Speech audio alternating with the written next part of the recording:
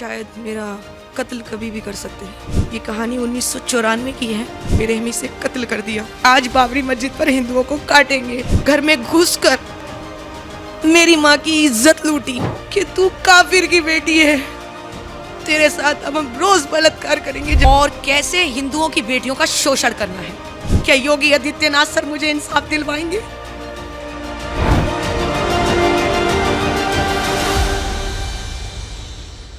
नमस्कार, मैं आपके साथ लावनी विनीत हूँ और आज एक बहुत विशेष प्रस्तुति के साथ आपके बीच हूँ। आज एक ऐसा सवाल मेरे मन में आया जिसका जवाब ढूंढने के लिए शायद हम सभी हिंदुओं को आत्ममंथन करने की ज़रूरत है। हम हमेशा न्याय की बात करते हैं, लेकिन वो न्याय क्या समय रहते हिंदुओं को मिल रहा है? कहीं ऐसा तो नहीं है कि जब आज की तारीख में हम प्रभु श्री राम के मंदिर को साक्षात रूप में देख रहे हैं, लेकिन उसके पीछे जो 500 सालों की कहानी, वो संघर्ष हम बोलते हैं, उसके पहले जो हिंदुओं की हत्याएं की गई हैं, उनमें हम चंद लोगों को तो जानते हैं, लेकिन अब भी पर्दे के पीछे कुछ ऐसे लोग हैं जिनके बारे में वो सच सामने नहीं आया है जो आना चाहिए था। और वो लोग आज भी न्याय के लिए लड़ रहे हैं। उनमें वो महिलाएं शामिल हैं जिन्होंने इस सपने को साकार करने के लिए अपना सब कुछ न्यौछावर कर दिया। अपनी पहचान, अपनी जिंदगी, अपना परिवार, अपना भविष्य। और ऐसी ही एक बेटी आज मेरे साथ है जो खुद की लड़ाई तो लड़ रही है, खुद के अस्तित्व को जानने की लड़ाई लड़ रही है, लेकिन अपनी मां के साथ हुए अन्याय के लिए भी पुरजोर आवाज बुलंद कर रही है। और जानकर आपको हैरानी होगी कि अन्याय करने वाले कौन हैं। ये वही कट्टर मौलाना, मौलवी, वही कट्टरपंथी कटमुल्ले हैं जिनके लिए हिंदू काफिर हैं। आज वो बेटी बेखौफ होकर, निडरता के साथ वो सच हमारे सामने रखेगी, देश के सामने रखेगी, जो उन हिंदुओं की आंख खोल देगा जो ये नहीं जानते कि जब जब हिंदू बटा है तब तब देश कटा है। और यहाँ पर कुछ ऐसा ही हुआ है। हमारे साथ ग्राम दबका से वो बेटी आई हुई हैं। पूरी कहानी आज उनके सहारे ही सुनेंगे, उनके मुंह से सुनेंगे, हमारे सामने है। एक और बात, आप लोगों को ज़रूर ये लगेगा कि ये बहन अपना चेहरा क्यों नहीं रिवील कर रही हैं, तो मैं आपके सामने एक बहुत कड़वा सच है जो रख देती हूँ कि आज भी हमारी इस बहन को, देश की इस हिंदू बेटी को इस्लामिक कट्टरपंथियों से ख़तरा है, क्योंकि इनके पीछे, इनकी जान के पीछे वो हाथ धोकर पड़े हैं। और हम नहीं चाहते कि हम अपनी इस निडर बेटी को खोएं। इसलिए आज उनकी आवाज़ बनते हैं, उनकी बात सुनते हैं और न्याय के इस लड़ाई में हर हिंदू साथ आए, मेरी यही अपील है।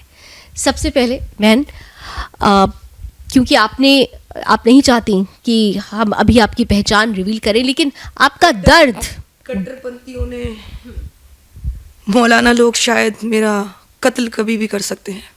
ये कहानी 1994 की है, जो एक खूबसूरत गांव में पंडित रहा करते थे और मेरे मामा मिक्की और उनकी बहन भूरी और 5 भाई और उनके माँ बाप अपने चचाओं के साथ एक हंसता खेलता परिवार, जिसमें गाय और दूध देती गाय और दंगल हुआ करता था। मुसलमानों ने ऐसी नज़र मौलानाओं ने मेरी माँ के घर पे डाली कि 1994 में मेरी माँ के फादर का, मेरे नाना का बेरहमी से कत्ल कर दिया। उसके बाद मिक्की मम्मा राम मंदिर के लिए पहुँचने वाले थे, अपने दोस्तों के साथ अयोध्या से निकले थे। बाबरी मस्जिद में जाकिर अली और इम्तियाज़ मौलाना, इरफान हाजी, असरार पप्पू मौलाना, इरफान मुल्ला हिंदुओं का कत्ल करने वेपन लेकर निकल चुके थे कि आज बाबरी मस्जिद पर हिंदुओं को काटेंगे। नारे तकबीर, अल्लाह अकबर के नारे लगाए जा रहे थे। तो सिर्फ एक आवाज़ उठी थी ग्राम दबका में, मिक्की की, जो इन्होंने हमारे परिवार को, मेरी माँ की, मम्मी के फादर को इस्लाम ज़बरदस्ती कबूलवा करके मेरे मिक्की मम्मा को इस्लाम कबूल करवाने पर मजबूर किया था। जब राम मंदिर का झगड़ा हुआ तो उसके बाद मिक्की मम्मा अपने दोस्तों के साथ, चारों दोस्तों के साथ निकले। उन्होंने कहा मैं नहीं डरूंगा। उस दिन हमारे घर के अंदर जो नोगमा दबका में बड़ी मस्जिद है, वहाँ हमारे घर का मंदिर हुआ करता था जिसमें पूजा होती थी। इन्होंने सब तोड़ दिया उसको। फिर बोले लतीफ़ मौलाना, असरार पप्पू मौलाना, इसरार हुसैन मौलाना, इम्तियाज़ हुसैन मौलाना, हफ्सार हुसैन मौलाना, ताहिरा बेगम तमंचों के साथ, हथियारों के साथ, और शमशीरन अरमाना हथियारों के साथ, लईक बशात मौलाना, शगुन मौलाना का शफीम बाप हथियारों के साथ आकर घर में घुसकर मेरी माँ की इज्जत लूटी और कहा कि आज तेरे भाई को कत्ल कर देंगे। रोड पर घेर लिया, बुलेट से जा रहे थे, पंचायत का झूठा नाम लेकर दंगे करा के मुसलमानों ने मेरे मामा को बेरहमी से मार दिया। जिन्होंने जय श्री राम का नारा लगाया था गांव के अंदर, 40 मौलानाओं ने खून खून के बेरहमी से मार डाला। जाकिर अली और इरफान मौलाना ने। ना इनसे हमारा कोई खून का रिश्ता है, ना हमारा इनसे कोई लेना देना है। मेरे नाना से इन्होंने पहले भाईचारा बनाया था। हमारे घर में 40 सोने की ईंटें थीं और सोने के बिस्किट थे। हमारी गाय थी 200। हमारे घर के अंदर जो सोने का सारा सामान था वो लूटा मेरे मम्मा का मर्डर करके। और जो 4 लोग बचे थे, छोटे छोटे मासूम, उन्हें इस्लाम कबूल करवाया था। फिर 1997 से मेरे मम्मी के 4 भाई और 4 बहनें लापता हो गईं। मेरी मम्मी की आंखों के सामने मेरी नानी को मारा।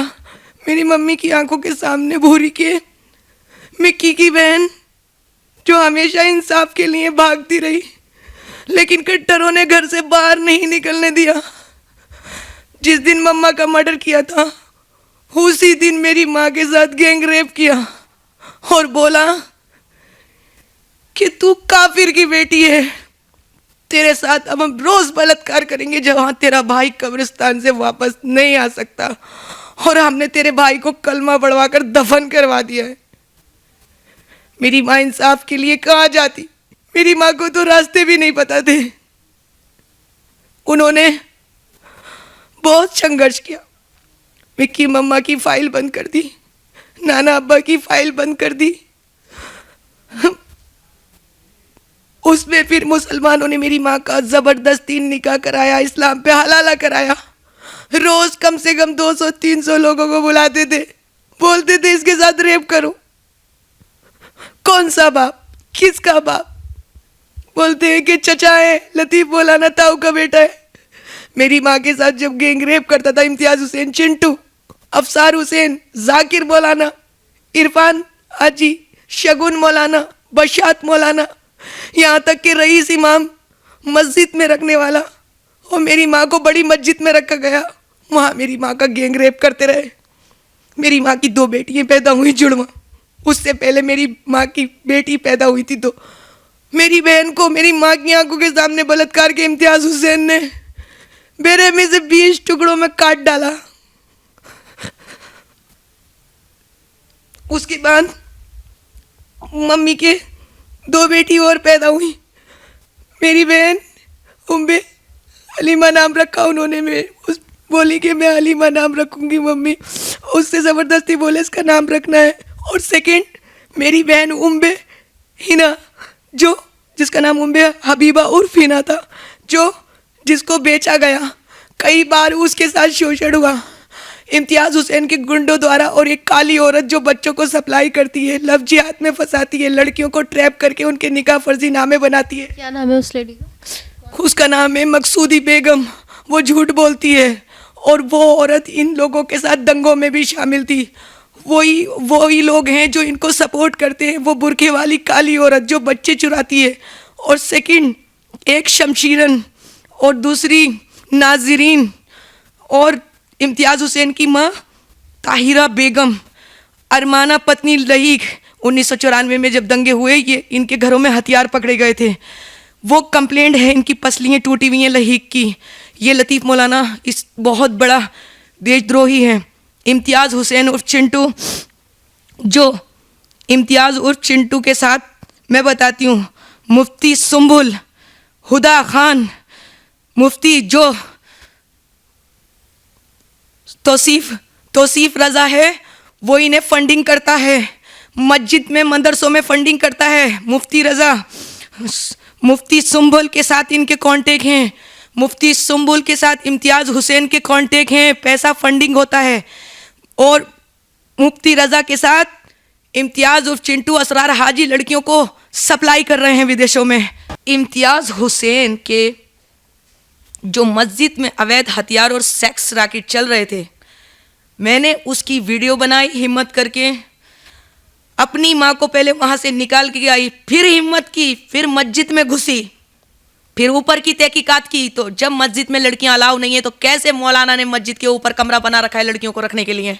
और वहाँ क्या क्या आपको मिला, क्या आपत्तिजनक? बक्से मैंने जब खोले तो उसमें हथियार थे, कट्टे देसी, जो हिंदुओं, और उस पर खासकर योगी आदित्यनाथ की फोटो लगाई गई थी, और उस पर आप वीडियोस में देखिएगा। और ऐसे ऐसे हमारे सनातन धर्म के लिए जो आज चेहरे हैं, जो हमारे सनातन धर्म के लिए लड़ाई लड़ रहे हैं, और मैं प्राउड करती हूँ योगी आदित्यनाथ पर और अपने देश की पुलिस पर। तो योगी आदित्यनाथ के फ़ोटो रखे थे ज़्यादातर, और कुछ हिंदू जो तस्वीरें हैं वो आपको मिल जाएंगी वीडियोस में, आप देख लीजिएगा। तो हथियार थे, कुछ कारतूस थे ऐसे थे जिसमें ये संगठन बनाते हैं मुफ्ती तौसीफ रज़ा के साथ, इम्तियाज़ हुसैन, चिंटू मौलाना, सलाउद्दीन मौलाना, और मुफ्ती रज़ा से इन्हें फंडिंग होती है, जिसमें इम्तियाज़ हुसैन और इरफान हाजी असरार पप्पू मौलाना मुफ्ती सुम्बुल से फंडिंग करवाता है। और हथियार ज़्यादातर हिंदुओं को कैसे टारगेट करना है, हिंदू की यात्रा कब निकले तो उस पर कैसे पत्थरबाजी करनी है, और कैसे हिंदुओं की बेटियों का शोषण करना है। मैं अपने मन से ये बात कहती हूँ, अगर इनके साथ भाईचारा निभाएंगे तो ये कट्टरपंथी मार डालेंगे। अगर मैं सनातनी हूं तो मैं मरने के लिए तैयार हूं। मेरे परिवार ने बहुत खून बहाया है, बहुत बहाया है। मेरे पूरे परिवार की जो 14 बॉडियां आज तक नहीं मिली, मैं सच के लिए लड़ रही हूं। मेरी माँ के साथ जो हुआ, जिन मौलानाओं ने मेरी माँ के भाई को मारकर मेरी माँ का शोषण करते रहे, और जिस इम्तियाज़ हुसैन की फंडिंग करने वाला तौसीफ रज़ा जैसा बड़ा भद्दा और मौलानाओं का आतंकियों से इनका लिंक है, तो मैं क्या कहूँ।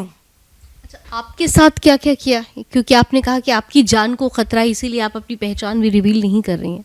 आपके साथ आप क्योंकि वहाँ गई, आप बेखौफ होकर आपने मस्जिद के वो जो सारे डिटेल्स आपने कलेक्ट किए, उसके बाद क्या हुआ आपके साथ? 29 तारीख को जैसे ही मैं मस्जिद में, मेरी माँ ने मुझे बताया सब कुछ, मैंने अपनी माँ को सेव किया।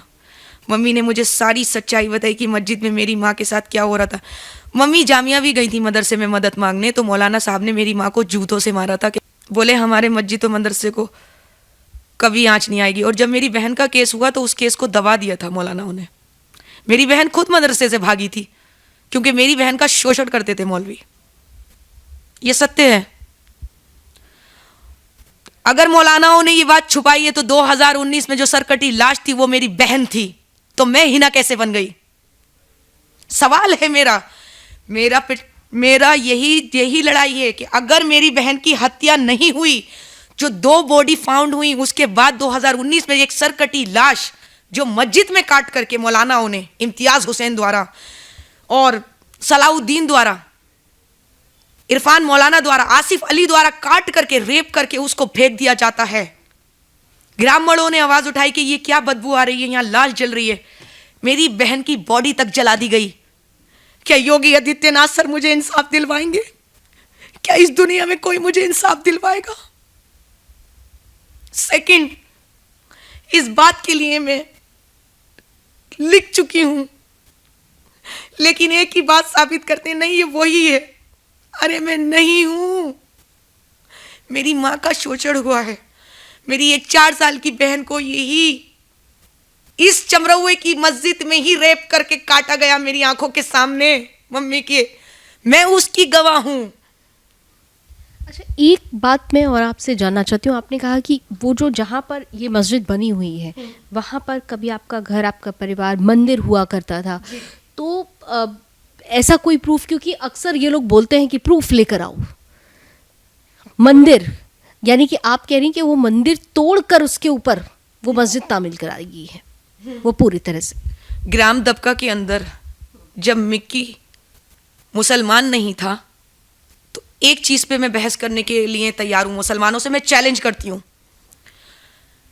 जब अनवार को इस्लाम धर्म कबूल करवाया गया, ला इलाहा इल्लल्लाह पढ़कर मारा गया, गोलियों से भूना गया, तब इम्तियाज हुसैन और जाकिर से मैं ये सवाल करना चाहूंगी कि जो मिक्की महबूब अली को इस्लाम कबूल करवाया गया, जब इस्लाम कबूल कर लिया उन्होंने, वो हिंदू ही तो थे, जबकि मरने के बाद ऊपर जब नाम ही नहीं लिखा अनवार हुसैन पुत्र आता, तभी तो मेरा मामू मुसलमान कहलाया जाता।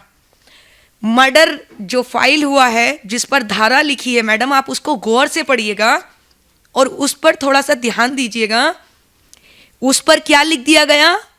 मृतक मिक्की और सारे गवाह कौन? मुसलमान मारने वाले। जबकि 2 पिस्टल मेरे मामा मिक्की की मौका-ए वारदात से गायब करते हैं मौलाना। उसके बाद मेरे मामा को पोस्टमार्टम के लिए बाद में शाम को पुलिस आके 24 घंटे लाश पड़ी रही। तब इन्हीं लोगों ने पुलिस को बताया और अपने नाम निकलवाए। जब इनसे पूछताछ असली वाली योगी बाबा स्टाइल में होगी तो ये सब कबूलेंगे। और मुझे पूरा प्राउड है, मैं योगी आदित्यनाथ मुझे इसमें इंसाफ दिलवाएंगे। मोदी जी से मैं अपील करूंगी, अगर मिक्की महबूब अली को इस्लाम धर्म कबूल करवा करके ला इलाहा इल्लल्लाह पढ़ने के लिए वो मना कर रहा था, तभी उसको मिक्की कहकर मारा गया। ये रिपोर्ट साबित कर दूंगी मैं। जिसमें आज तक मर्डर फाइल खुली नहीं, उसमें एक लोग जेल नहीं गए। जो बड़ी मस्जिद है उसमें हमारा मंदिर हुआ करता था कभी। हो सकता है सारे साक्ष्य इन्होंने मिटा दिए हों। जितने जाट रहते थे वो कहाँ गए पंडित लोग? इस गांव पे कभी किसी मीडिया ने नजर डाली? कितने हिंदू हुआ करते थे उस समय, अगर आपको कुछ याद हो? मेरी मम्मी ने तो बताया सब हिंदू ही थे। अच्छा, पूरा गांव मतलब हिंदू ही होता? हिंदू था। और जो भमरौआ है वहां से भी शिवलिंग को इन्होंने उखाड़ कर फेंकने की कोशिश की कि इस मंदिर को तोड़ा। इन्होंने लातें मारी, इन्होंने बहुत तोड़ाइयां करी, लेकिन वो शिव जी के मंदिर में मेरी माँ खुद बताएंगी कि वहां से दूध की धाराएं निकलती थीं। वो शिवलिंग ये हटा ही नहीं पाए। दबका ही रोड पे है, बहुत बड़ा महादेव का मंदिर है। उस मंदिर पर भी मेरे मिक्की मम्मा जल चढ़ाया करते थे। मेरे परिवार के लोग, मेरी माँ खुद वहां पर उन्हीं को याद करके बोला कि ए भगवान, अब तो मुझे वनवास 14 साल हो गए, माँ को मेरी बंदी। और हर दिन बड़ी मस्जिद में रखा गया, JK पैलेस मस्जिद में रखा गया मेरी मदर को। मेरे पास शब्द नहीं है कि मैं क्या बोलूं, लेकिन ये दर्द एक महिला ही समझ सकती है। और इस बच्ची का दर्द ये है कि इसने अपने सनातन के साथ कोई कॉम्प्रोमाइज़ नहीं किया। वो भले ही जबरन उसका धर्म परिवर्तन करा दिया गया, लेकिन दिल से आज भी ये सच्ची सनातनी है। और अगर आज हम इस सनातनी बेटी की आवाज़ नहीं बने तो यकीन मानिए कि हम जब अपनी ज़िंदगी के आखिरी पड़ाव में होंगे तो हम खुद को कभी माफ़ नहीं कर पाएंगे। इसलिए हमें इस बच्ची की आवाज़ बननी है। और जैसा कि ये बच्ची बता रही है कि इस जगह पे, क्योंकि इसके शरीर पर मैंने देखा है कि बहुत सारे ज़ख्म हैं और यहाँ पर इन्होंने भगवान शिव का टैटू बना रखा है। उसके बाद की ही ये कहानी है। आपने भगवान शिव का टैटू बनाया था जी, एक्सेप्ट किया कि मैं सनातन हूँ और धर्म तो दुनिया में एक ही है, सनातन धर्म, जो सिखाता है महिलाओं की रिस्पेक्ट करना और महिलाओं को के पैर धोकर उनको लक्ष्मी का रूप देना। लेकिन मुसलमान लड़कियों को खेती समझते हैं। जब मेरा रेप कर रहे थे तो कह रहे थे तो जाती मैडम, मुझे कौन कौन अपनाएगा। आज मैं कितने दाग लेके जीऊं, मैं किसको बताऊं अपना दर्द। मैं गलत नहीं हूं, मेरी कोई शादी नहीं हुई है, मेरी बहन की भी कोई शादी नहीं हुई थी। उसको ऐसे ही रेप करते रहे और फिर उसके झूठे सर्टिफिकेट बनाए। एक सायरा नाम की लड़की को ये लेकर आए थे, मैं बताती हूँ उनकी सच्चाई। और शाम से 5 लड़कियां लाए थे ये इम्तियाज हुसैन असम से। उन लड़कियों से बच्चे पैदा करवा कर अब नहीं पता वो कहाँ हैं। वो मेरी आंखों के सामने मैंने उन्हें देखा था, उन्होंने बताया। और सायरा नाम की जो लड़की है उसका भी 5-5 निकाह हो चुके हैं। ये हलाला सेंटर चलाते हैं, ये लड़कियों की वीडियो बनाते हैं। लड़कियां जब नहीं मानती हैं तो उनको ब्लैकमेल, जैसे हिंदू की बेटियों को इन्होंने देखा कि मैं मोहब्बत करता हूँ, तुम्हारा ये है मूर्ति पूजा, तुम्हें जायज़ नहीं है, तुम आओ हमारे इस्लाम धर्म में, तुम्हें बहुत इज्जत मिलेगी। ब्रेन वॉश, लव जिहाद जैसा। जिहाद करते हैं, वही ये मुझे बनाना चाह रहे थे। मैंने इनकी बात नहीं सुनी। मैंने कहा नहीं, मैंने बहुत मुश्किल उठाई। 7 दिन मुझे पानी नहीं दिया। मुझे मैडम खान ने बहुत मारा। मैडम खान ने कुरान रखा और मैडम खान चिंटू इम्तियाज़ हुसैन की जो मेन बॉस हैं वो कहती रही, वो मस्जिद के पास ही है, वही बड़ी मस्जिद के पास नहीं आती है, वो मस्जिद में ही आती है। मैडम खान जो है इम्तियाज़ हुसैन के साथ उसके नाजायज़ ताल्लुकात हैं और इरफान हाजी के साथ। जो भी सत्य है वो सच है। और जो बच्चा मेरे साथ बता रहे हैं ना, वो सलाउद्दीन अयूबी का बेटा है। सलाउद्दीन अयूबी रईस मौलाना का पोता है वो। मेरा तो बच्चा कहाँ से होगा? जब मेरा किसी से शादी नहीं हुआ तो मेरा मौलाना को किसने अधिकार दिया? जब मैं हिंदू हूँ, मेरा निकाह का सर्टिफिकेट क्यों बनाया फर्जी? फर्जी निकाहनामा किसने बनाया मेरा? चाबुक चलना बहुत ज़रूरी है, क्योंकि आज हमने वो दर्द सुना है जो सिर्फ एक सनातनी बेटी का नहीं है। ऐसी बहुत सारी बेटियां हैं जो इन कठमुल्लों के चंगुल में फंस चुकी हैं। ऐसी बहुत सारी बेटियां हैं जो आज भी न्याय के लिए लड़ रही हैं, उम्मीद कर रही हैं। एक आवाज़ आज हमारे बीच है। अब ये हमारे यानी हमारे सनातनी समाज पर निर्भर करता है कि हम इस आवाज़ के साथ अपनी आवाज़ जोड़कर कैसे बुलंदियों तक पहुंचाएं, कैसे इस बेटी को न्याय दिलाएं, कैसे ये जो लव जिहाद का नेक्सस फैला हुआ है, कैसे इस पूरे हिस्से में, इस पूरे इलाके में, जैसा कि इस बेटी ने बताया कि वहाँ पर लड़कियों का, हिंदू लड़कियों का धर्मांतरण होता है, उन्हें सप्लाई किया जाता है, उनके साथ जो शोषण होता है, अगर आज हम उनके लिए आगे नहीं आए तो यकीन मानिए ये हमारी आने वाली पीढ़ी के लिए नासूर होगा। न्याय की आवाज़ यूं ही जारी रहेगी। इस विशेष प्रस्तुति में अभी बस इतना ही। देश और दुनिया की तमाम खबरों के लिए आप जुड़े रहिए सुदर्शन न्यूज़ के साथ।